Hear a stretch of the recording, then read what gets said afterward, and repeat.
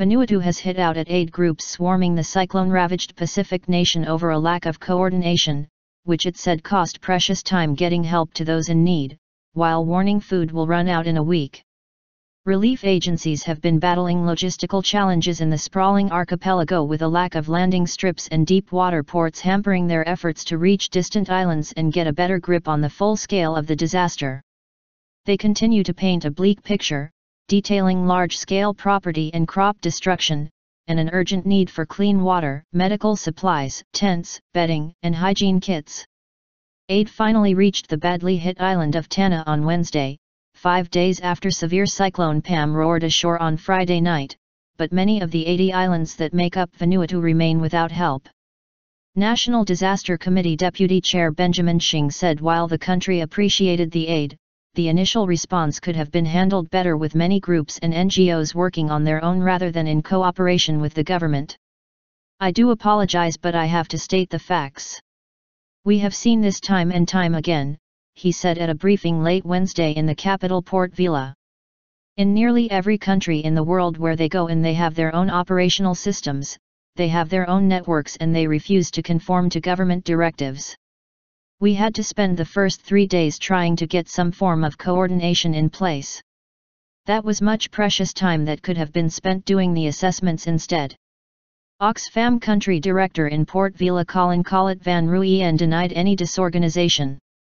Our position is that we will continue to work with the government, as we have been, and as we always do, to address the best interests of those in need, he told AFP. In a situation update, the UN Office for the Coordination of Humanitarian Affairs, OCHA, noted, coordination with the Ministry of Health regarding flights to provinces is critical. There is also confusion over the death toll. Early reports from OCHA on Friday evening announced an unconfirmed 44 dead, which then dropped to 24 confirmed, only to be revised down again to 11.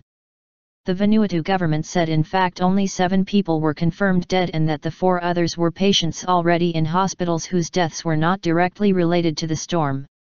The number of confirmed fatalities that we have for Tanna, there are 5, for Port Vila there are 6, so if you do the math, it's 11. Said Shing. But technically, there are only 7 that are due to the cyclone. 4 deaths in the hospital were patients, they were already sick. Not related to the cyclone, unrelated deaths. Reconnaissance flights by military aircraft from Australia and France have found severe and widespread damage across the larger islands of Tanna, Uromango, and Efata, the UN said, but less destruction on the nation's smaller southern islands. Van Ruyen said work was underway Thursday to identify priority areas across the archipelago and get aid to them as soon as possible. Efforts to ferry relief supplies to Tanna and other islands continued, with New Zealand sending a Navy ship to Vanuatu with heavy engineering equipment to help repair roads and key infrastructure. France also dispatched a frigate from New Caledonia with helicopters on board.